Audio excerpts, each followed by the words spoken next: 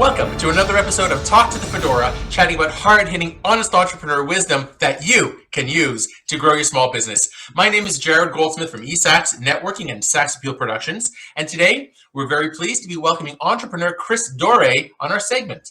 Chris Doré is an entrepreneur, educator, and AI leader known for bridging academia, emerging technology, and real-world impact. He currently coordinates and teaches in the Business Management and Entrepreneurship program at Algonquin College in Ottawa, where he helps shape the next generation of founders and business leaders.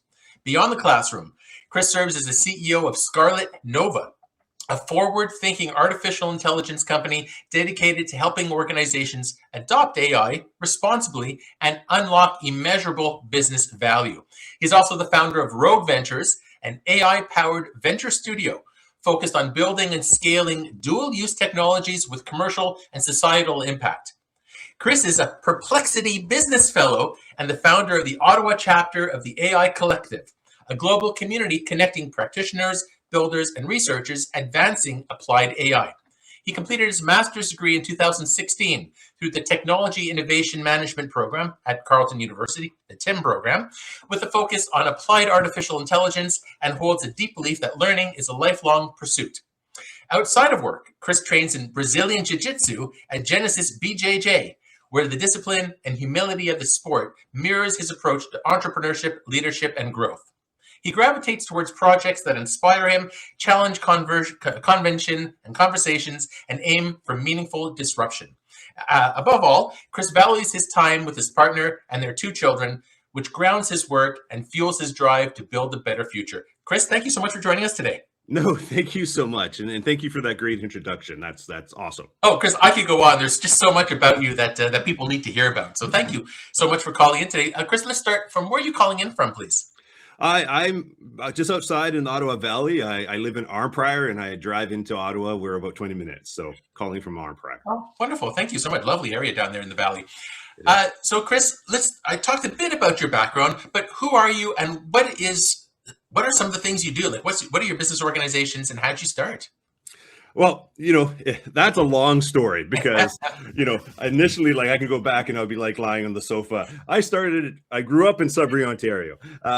And from there, it was basically a whirlwind of experiences.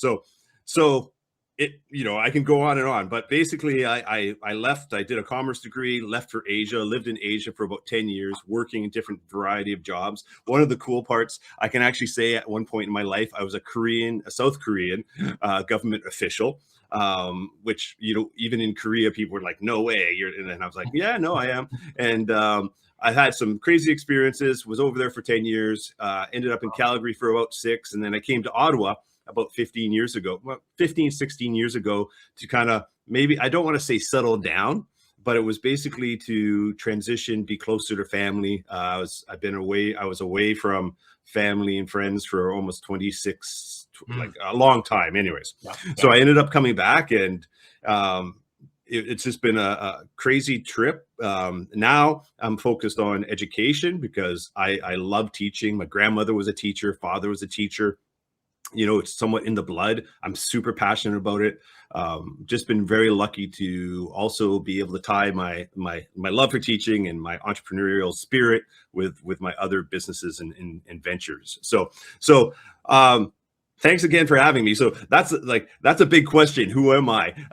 But I actually would probably say I'm just a positive, hardworking person that really likes to try to make the world a better place, I guess. Yeah.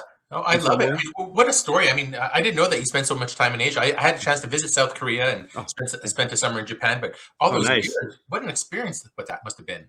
Oh, it was crazy. Like I actually say to anybody that is thinking about entrepreneurship or being innovative, international travel is one of the things that I think will broaden your perspective the most. Like I grew up in Sudbury, so I was very much, I think my perspective was very narrow. And then when I left, it was like going to another planet, basically, because I couldn't speak the language. I knew very little about South Korea at the time, but it was probably the most fundamental experience I've ever had in my life that changed me for the better. And how did it help with the entrepreneur side, the business side? Like, well, Good question, but it's innovation. Like, so when you put yourself into unfamiliar situation, or you put yourself out there and feel the fear and do it anyways type attitude, you see things and experience things, right? And I think one piece of that is seeing the connection between things. So, for example, when I was there, I had a friend. At the time, they didn't have Gatorade. Like, so he was importing Gatorade from Canada to actually sell in South Korea at the time. And so it's that ability to see, okay, there's something here that isn't there, right? So and then you see all these different things and you're like, hey, we don't do that in Canada. Maybe we bring that back to Canada. Or you say something, oh, we did this in Canada. And it really kind of gets you creatively thinking about opportunities. And I think most of the people that I encountered over there, the expat community and also the English teacher community, you just have these people that are just wanting to have adventures and are open to opportunities and are just very open. So it was a great experience. I loved my time there. Yeah, just putting yourself in uncomfortable situations, and you have to adapt, and that's what everybody talks about entrepreneurship is. You see a momentum, something that people are looking for. What a good story, Chris. Chris, who would resonate your story with the most? Well, who would resonate? I think entrepreneurs, or like I have the privilege of teaching, right? And so I think my students, I often tell them, and maybe to the detriment, I often tell them my stories, right? Because I think that sure, there's theory and there's that learning, but there's also the real life experiences. And I think that's what we do probably at Algonquin College really well with our faculty. We have all these great people that have these amazing experiences. Sure, they also have the skills, but it's really the stories and really those stories that I think resonate with student entrepreneurs the most, because we talk about the good stuff, but we also talk about the stuff that's bad. That's the things that went horribly wrong, the failures, the trying, the glorious failures. Yes. Oh yeah. I was just talking recently. We have a business plan applied class, and I gave them the story about how I had a business where I was cold calling, where I actually had to cold call. And I just recall my first couple cold calls, and I was trying to explain to them how bad they were. It was horrible. And I was just like, I literally was on the phone going, blah, blah, blah, blah, blah, blah. It was horrible. And I wish I would have taped it. That would have brought a good laugh to your audience and to them. But it's like those experiences, and then telling them, okay, what happened and how it became successful or how it continued to mess up. Those are the things that people learn from, and I find that are excited to hear about. Absolutely. And your students must be very happy and pleased, so knowledgeable to have you as a teacher. So, well, like, I think teaching is one of those things where it's hit and miss sometimes. Like, I know, I think teaching is a privilege. And I think that our goal as teachers, or anybody that's a communicator, is to make an impact.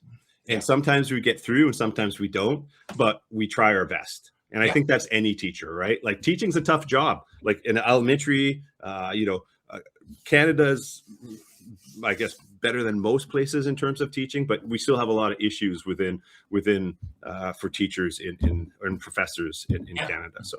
Oh, I love hearing about some of these experiences, and you're right. Like, you can read off the textbook and have all the theory, but you have to have that practical knowledge. And some people say, well, how do you become a successful entrepreneur? Well, you have to fail a couple of times. It's normal. It's okay. We have to adapt to it, and everything's going to be so much better. Like, how many people have launched businesses, billion-dollar businesses right off the bat? Probably not many. No, not many at all. Like, and the billion-dollar business in itself is like, there's some people that do it, but you don't have to. Why? Like, not everybody has that goal of a billion-dollar business, right? Yeah. I always try to think about you have to define success by your own terms, right? Like, one of the happiest entrepreneurs I ever have met in my life owned a bike store, right? Like, because he loves bikes. Like, he was like, he knows everything about bikes, bikes. Like, he wasn't going to make $1 billion, but I would say that he was by far one of the happier people. Like, he had community. Like, he would come in and you could see him talking as he fixed bikes, right? Like, he had a group around him. He did well enough to supply for himself and his family, but he was never going to be a billionaire. But I'd say he was probably happier than most billionaires. Yeah, Like, and I've so always said it's very short-sighted if people start businesses only to set the scale and then sell. If the business, some people are motivated by money, that's fine. But mhm. does your business really have longevity if that's the type of impression people have of it? It's interesting because I have a different view on money. Like, Mm, and when I was younger, I was just like everyone else. More money, the better, right? Like, and as I get older, I realize that money is just really a measure of value. So, so my thought and what I try to impart upon others is create massive value. Whatever you're doing, try to create value. And the money likely if should come, right? Like in right. theory, right? So In theory, and yeah. also in practical too. Like if you provide a lot of value, more opportunities come, Oh, right? absolutely agree So with that. Yeah. my thought is on that is like, do well. I know it's a cliche of do what you love, but I actually think aligning that like what you like to do with your business might make it a little bit more sustainable. And I know this because I've done it, right? So like I'm at a sweet spot right now in my life where I love AI. Like I love it because it's constantly changing. Yeah. I studied it. It fits right back when I was like a Star Wars nerd, right? Like it's hitting all the right spots. And then I have this AI passion, then I have my entrepreneurship and value creation passion, and kind of all messing together with all my years of experience. So I feel like I'm in a sweet spot success wise, and I'm also doing what I love. I Well, wake up excited. I feel myself in the same way. I don't Yeah. make $1 million a year, but I love what I do, and I was able to play music and actually turn it into a viable career, and I'm still doing it all these years later, and I love Yeah. it. And yeah, And, people see through that. It builds that credibility.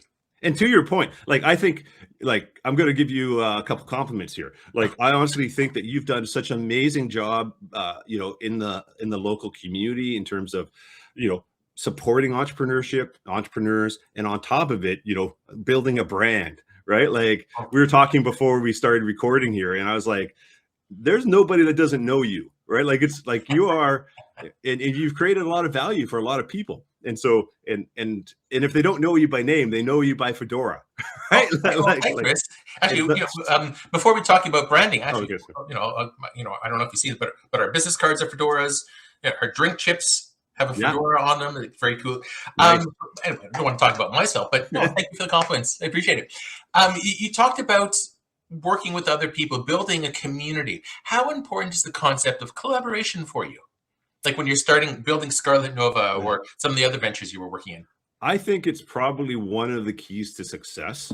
Like, I would say I'm amazing at it because I look at other people and I'm like, wow, they're really good at building community. I can think of 4 to 5 that people in our community in Ottawa or in Canada that are just amazing at it. But I don't think, I think whenever you start anything, you need to find people to support you, right? Like it's not, no, like I've yet to find an entrepreneur that has done it by himself. Like, like they say self-made. Yeah. Yeah, I think, yeah, that person might have had the motivation and started moving and it was like, okay, this is my idea. We're going to start and da da da. But they didn't do it by themselves, right? You don't build companies like big like Shopify just by yourself, right? Yeah. You don't build anything really like to a decent size by yourself. Now, AI is going to enable a little bit more in terms of building by yourself, but ultimately, I'm still, and we talked about this earlier, I think business is relationships. I think that is what, when I think about the successful people in the community that I know, they're community builders. They're Yeah. really good at building relationships. It's, it's almost to the point where I don't call it sales anymore. I call it building relationships because it's really what it is about. It's about, helping people, matching value, like needs to problems, and that is what I think business is really about, right? I wish more people realize this. You're right. It's not the sales pitches. You have a slick No, business card. It's no, a matter of helping others. And this is something I've said in other interviews, Chris. Like when you become known as a resource, other people will want to work with you. They'll find ways to work with you because of that know, like, and trust factor. Yeah, and I think, for me, I love people that are just passionate, like, Yeah. in that I love what they're doing. Like I had, there's one client I have that I love, I love him just because of the fact that he is so passionate about what he does, right? Like he's all in, he's super excited. We have such great conversations, and he just loves doing business. Like he loves the relationship building. He loves, and you can see it with his employees. Employees are happy. He has this really cool, like great business, doing really well, and the people there seem really happy. Like like that's my definition of success, right? Like it's alignment. He seems like everything seems to be in alignment with him. So, Yeah. If you don't love so what you do, then why are you doing it in the first place? So, that's right. Life is short. Like, and I think if I could go back in time, I probably would have flexed my entrepreneurial muscles a little bit more. Like I always was like floating between jobs to whoever would pay me the most or the most opportunity. I always considered myself like an entrepreneur because I was always trying to push things and coming yeah. up with ideas and such. But the problem I found was like when I did my commerce degree, this was quite a while ago. Um, we didn't have an entrepreneurship class. Like it was like business. And really it was like they were creating workers. And I think that's the wrong way to think about business. I think that you need to have creativity and you need to have programs that focus on, creating value through, being different or differentiation or starting something, right? Oh yeah. Like, When I was so in college in Montreal, I was actually in business and I hated it. Microeconomics, macroeconomics. I hated it. It didn't pick up anything, didn't learn anything. And I went, that's definitely not my passion. And years later, well, that's what I'm doing.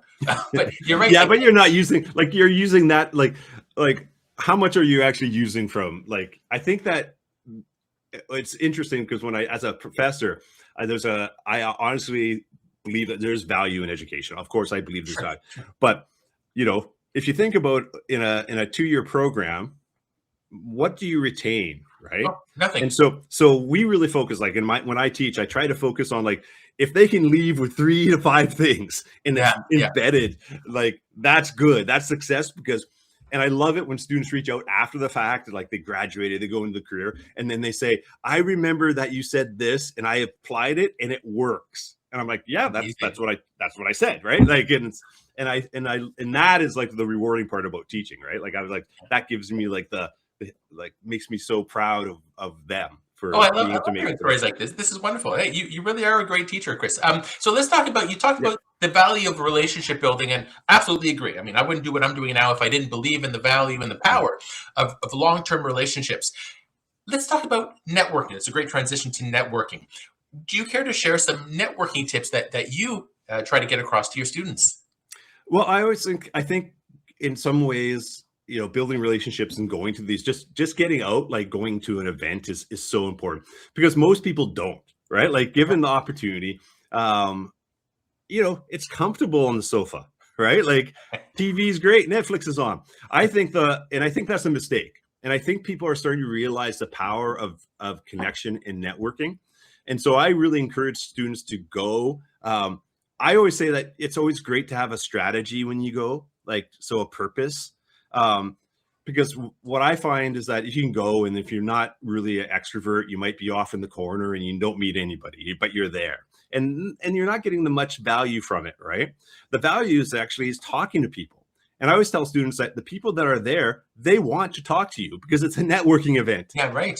Yeah. And so sometimes we even in class will practice and say, okay, well, this is what you should say. Hi, I'm Chris. Nice to meet you. And I think it's really kind of networking is good for a couple of reasons because for most people have an innate fear of being rejected. And I think these events are allowing people to flex that fear muscle and kind of get over it. Now, on top of it, it's great for business. It's great for opportunities. Like these days, I think if you're looking for a job, networking is probably the better way because you're not just if you think of it statistically on the competition, right? Like Oh, yeah. I submit a resume and now I'm competing with millions or potentially thousands, right? Or I can go to a networking event where I know maybe the CEO of a company is going to be. I get in front of them, and like I get in front of all those resumes, I can make an impression. I can, try to build a relationship rather than just be like a piece of paper. Oh, a statistic on paper. Absolutely. That's right. So, Yeah. so I think it's one of the fundamental aspects of any business and business owner. They should be looking at networking as potentially a marketing stream, business development, but even more so, just like life is short, you're going to meet some really great people. Yeah, I'm very encouraged to hear this because I've been convinced for so long that people in academia don't teach the how-to aspects of networking. They're told, go out and network and build a business and build a book, a portfolio, and make those connections, but they don't really tell the how-to. Actually, something that maybe your students would find useful. I have over 100 videos on 1 minute videos called Ask the Fedora. Nice. Yeah. Networking. I'll show you the link later. Maybe I'll put it in the chat later. Well, share it with me and I will share it with my students because I know that you have a wealth of value to offer. So absolutely. Yeah. I mean, get out there. I mean, like something you said, to paraphrase, get your foot out the door. Realize what networking can be. And it's not sales pitches, although we have to practice that, but it's relationships. Yes. You go to similar events, you see the same, in this your case, you'd see the same CEO every so often. It might take 6 months before they actually go up to you and ask you why you're here. What do you do? It's like, oh, so-and-so, I'm looking for a job and I love your company and I know X, Y, Z because you did some research ahead of time. And it's that relationship angle. Yeah. Take the time. It's fear though. Like I think fear stops people from I think fear is in your head. Like is the thing that stops people the most from doing anything, from starting a business, from networking. And I really for me, it's really important to overcome that fear because as I keep saying, life is pretty short, right? And often the things that you feel fear about, especially when it comes to business or networking, are the things that you should do, right? Like if you feel it, that's probably a hint that that's something that's going to help you with growth. Because I always find and even in education and learning, it's if you feel too comfortable, you're not really learning. It's probably because you know it already, right? And so I always think that the people that I think are successful, they push it a little bit. They try things, right? And sometimes they fail and then they just pick themselves up and they try again. And the other thing is the only way you get good at anything is, as you know, as a musician, practice, right? And that's applicable to everything, including networking. You get better. That's right. You fumble your first couple of pitches. That's right. Yeah. And often it's I know some people that go to every event in town, right? But I honestly think that even if just starting with one event, even once a month, going to an event is valuable, and it allows you to flex that muscle and meet new people. I think it's great. I think networking is an essential skill. Absolutely, I agree. And one of the questions I ask, if you're a little introverted or shy, what other events would do you attend? Asking other people that question. Because it's not really a sales pitch. You're getting to know them a little bit and you're learning more about the community. Because I think deep down, everybody wants to help one another, but they don't really know how. I so agree with that. I think people are good. Maybe I'm naive. Speaking of a few bucks, I'm a little short this week, Chris. Yeah, there you go. And the sad part, I would give it to you. But I honestly do believe that people are good. And I think I used to hate. So there's a guy, Gary Vaynerchuk. And so Gary V, right? I used to not like him. Now I'm over the last couple of years, his message of kindness as a competitive advantage, love it. And he went, I was like, oh, I don't like him. Now I'm a big fan of his because I share that same value. I do believe that kindness is a competitive advantage. And it should be done. It's not only is it helps you with business and relationship building, but it's just good human, right? It's just being a good human. Oh, I think that karma will come around because people talk and it helps you brand in that community that people want to work with you rather than treating everybody else as competition. Oh, yeah. Right. Absolutely. Right. Chrissy, you talked a bit about helping others and learning something that deep down that you understand. How about mentorship or coaching? You're by all means a wonderful mentor and coach. Did you ever have a coach? See, this is interesting because I've had a wealth of experiences. I worked in a lot of companies, and I honestly didn't have great mentors. When I started off, first off, mentorship, I didn't really think much about mentorship, and it was a mistake. And the people places I worked, there's very few people that I worked with that I didn't really admire them, or like I felt like either they were not happy with what they were doing. So I actually learned my leadership skills by realizing that's not who I want to be. Right. Mhm. Like Mhm. there was one person that I worked with who, you know, carrot or the stick, and he used the stick. Right. And I was just like, I didn't really like it. It just felt really wrong to me when I was seeing it and watching it. Right. Right. And to my, and so by seeing how other people led, it led me to to my own leadership style. I don't really believe, like I maybe had, and the funny part is the people that I think have been the most impactful, I never really had a formal mentorship with. Hmm. Like, although there are some people that um, later in life, I probably the last 10 years, I actually have been more focused on mentorship and on finding mentors for myself, right? Like in surrounding myself with people that I can learn from. Sure. I was late to the game on this, to be honest, but it's one of the things that I encourage others, and I love mentoring others because, at the point in my life where I'm no longer 20, right? I have this wealth of experience and knowledge.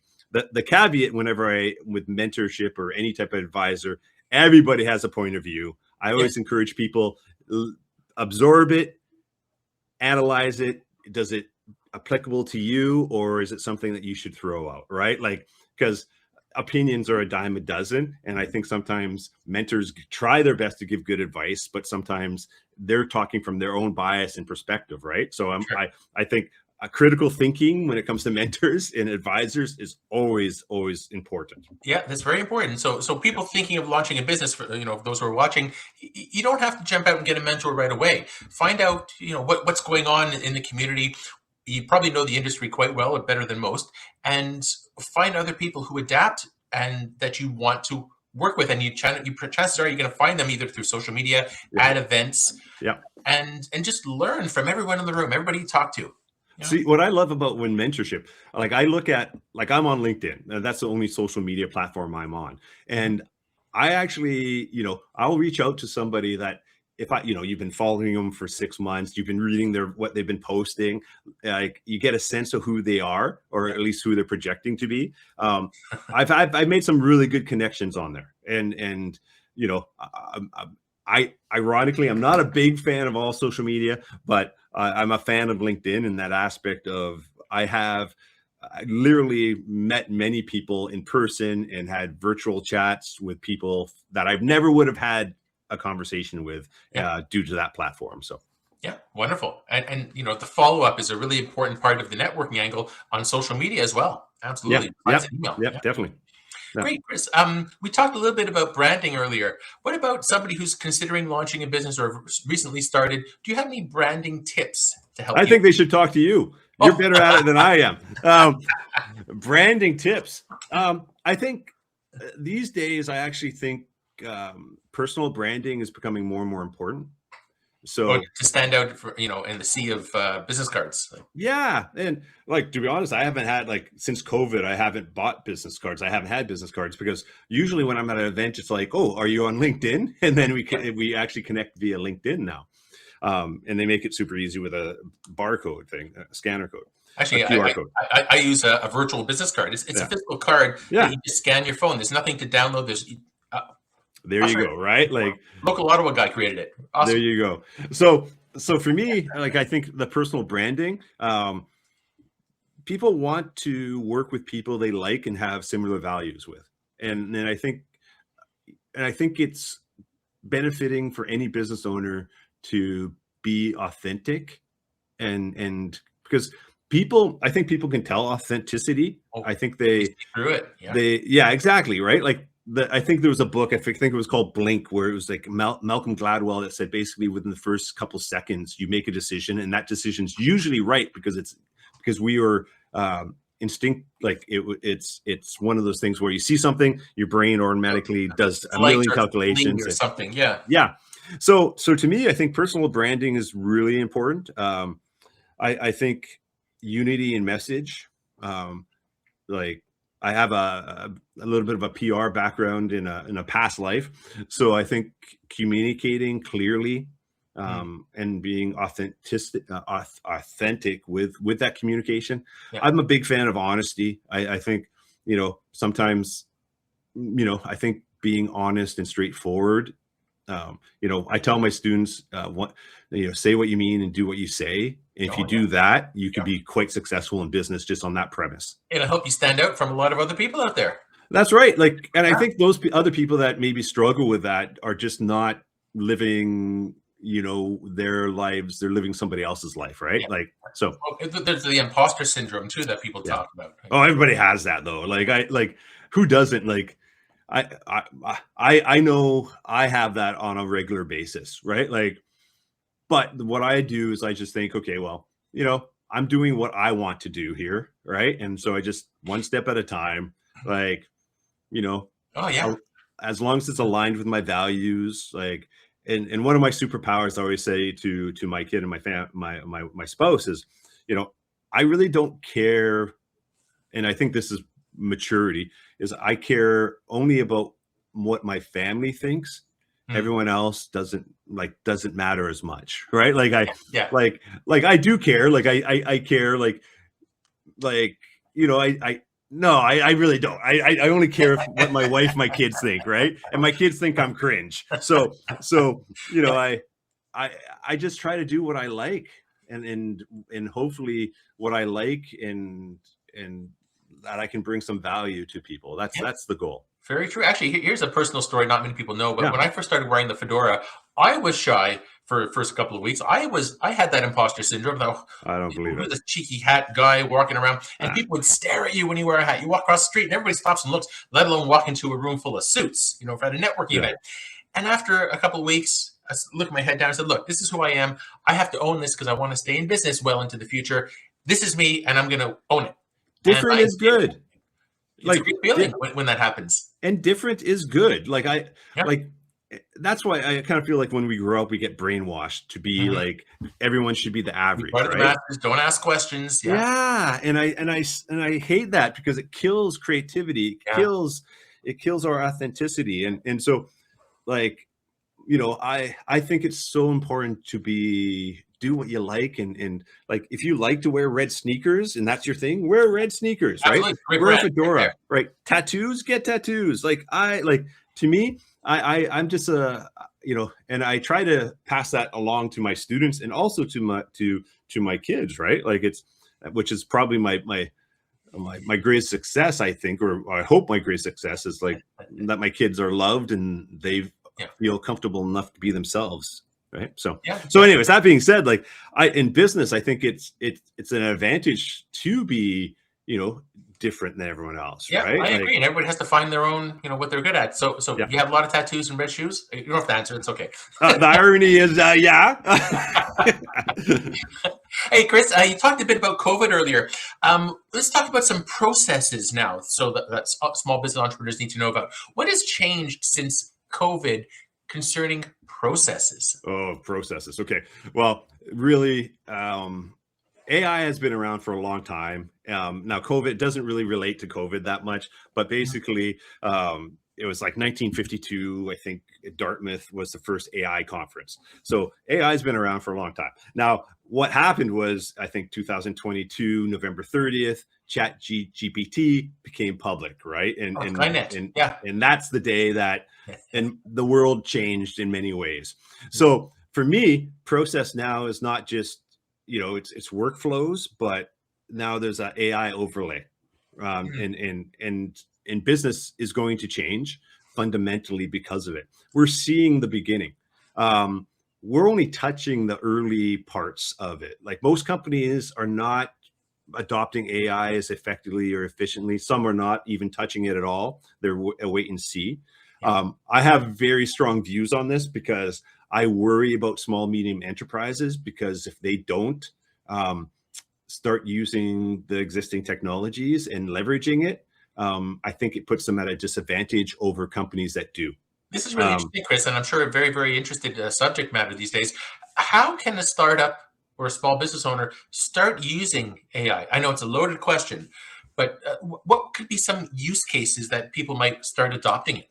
Oh, so the what I've seen out there is like people just grab all the tools and they're like, we got all of it, but then they don't use it effectively, right? Mhm. So, Eddie, in business, you always have to start with the problem and then say, is this problem something that AI can actually help in support? And in most cases these days, yeah, like if there's a problem, there's very few problems in my head. I shouldn't say that, but about a lot of problems have ability to have AI impact them. So in a positive way. Now, there's a whole bunch of reasons that this could not work out well, because if you don't have the right data, the data is not structured properly. There's a whole bunch of issues there. But what I'm seeing out there now is that there's two approaches, right? You can layer on. So you might have tools already that now are embedding that have AI solutions embedded, and then you just have to turn those on. Right, like so for example, we've helped numerous companies with a better chatbot, right?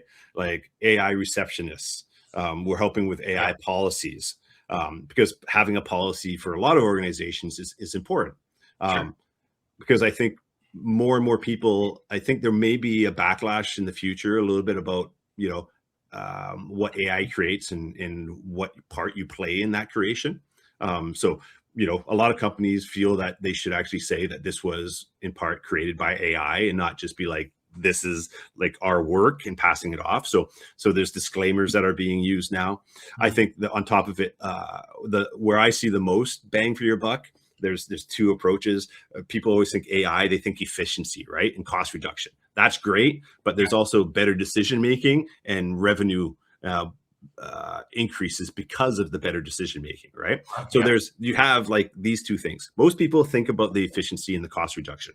I think as a business owner, you got to think about both, and you got to think about where you're going to get maximize it, because you can't, like a small medium enterprise, you might have 2 to 3 places where you can apply it fairly easy, but you're not going to be able to apply it throughout your whole business. Like bam, it'll be too costly, and you probably don't have the expertise or the education or the training to do so, right? Yeah. So I'm all over the place here, but all to say is that AI is the thing that I think is going to be, it's like the genie's out of the bottle. You can't put it back in. I have some friends and some students that are like, I don't want to touch it.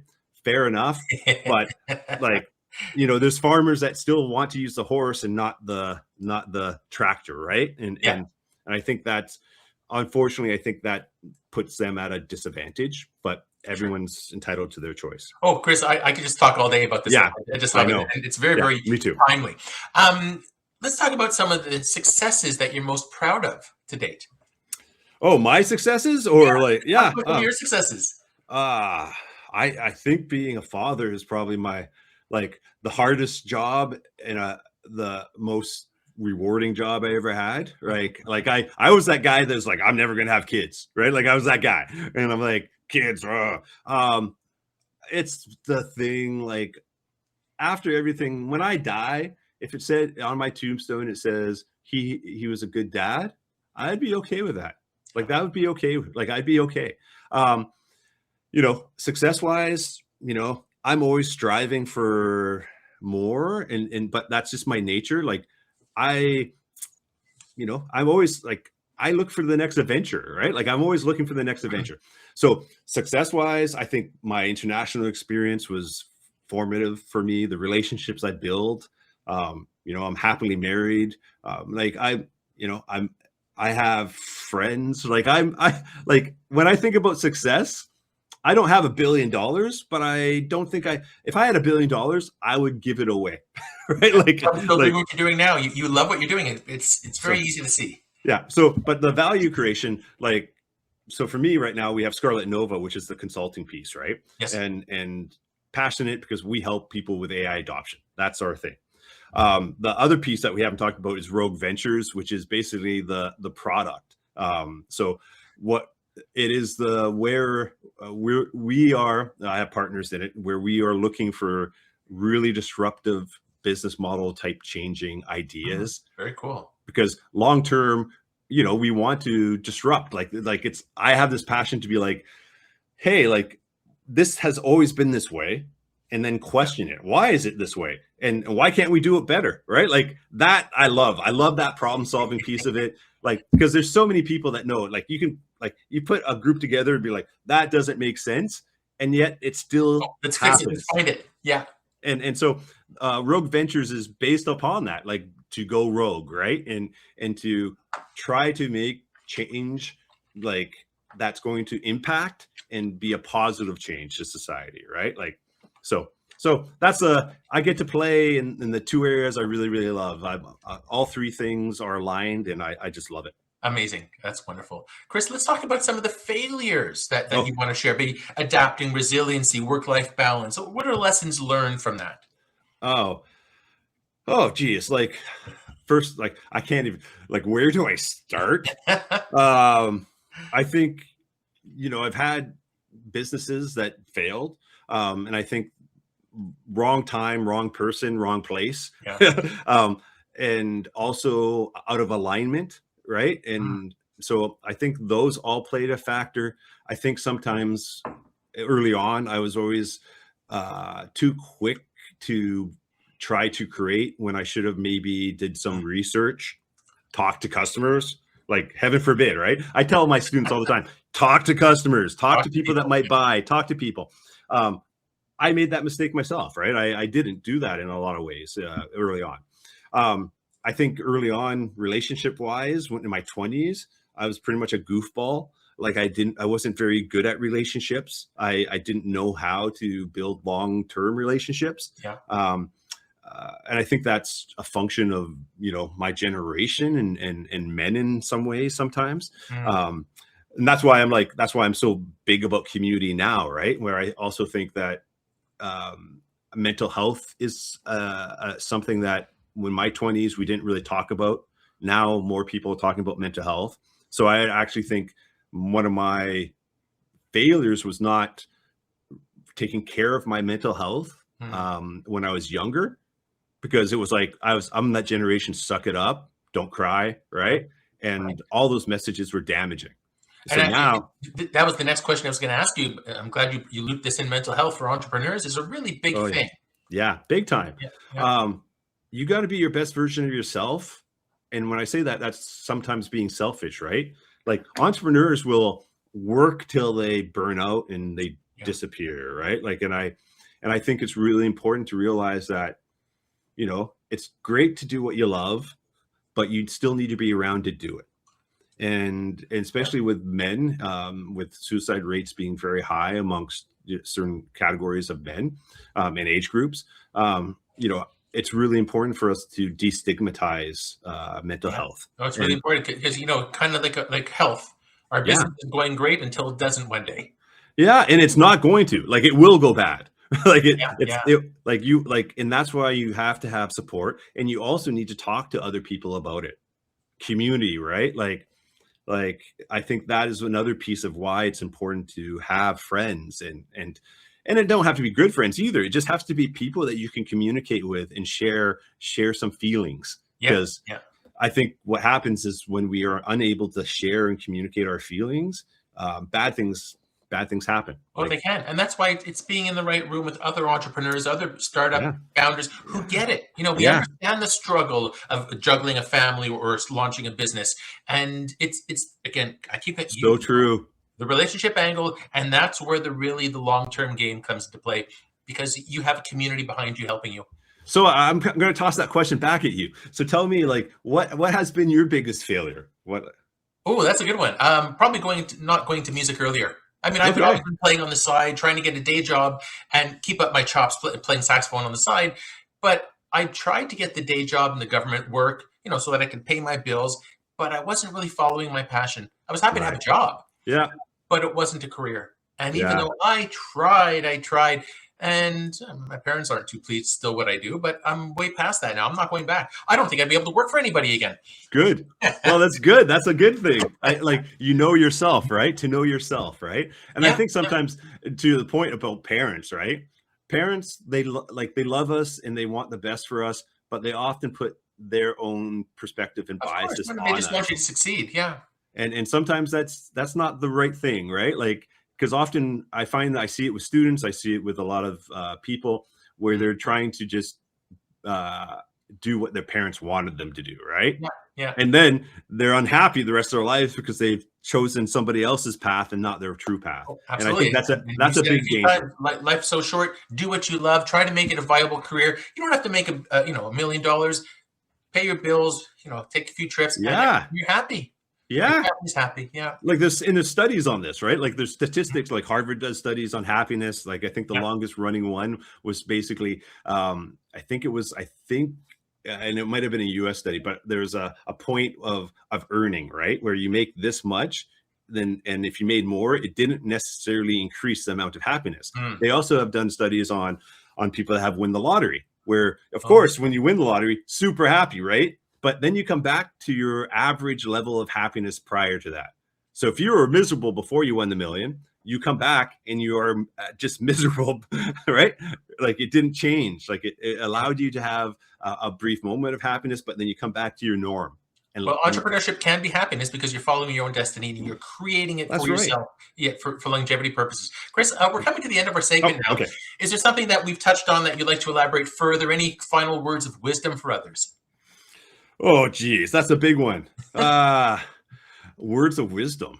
And we talked so much about our segment today, but just some closing thoughts. I would have to say, no matter what, and it's not just business, but in life, define success by your own terms. I think that is so important, because that will allow you to, have moments of happiness, right? Like when you get to do what you want to do. I think defining success by your own terms is probably one of the biggest advice. Say what you mean and do what you say to the best of your abilities. Like these are all cliches and kind of like, but they really are important, right? And be kind. That's another one. Like be kind. Like I think if you remember three things about those three things, and then go execute, right? Like go out and be kind. Go out and do things. Like that's important. Oh, Chris, that's a great way to end. Thank you so much. No, thanks for having me. So I'd like to thank entrepreneurial leader Chris Doré. Doré, thank you, of Algonquin College, Scarlet Nova, and Rogue Ventures on this episode of Talk to the Fedora. We hope that this segment has provided some wisdom that you can use to grow your small business.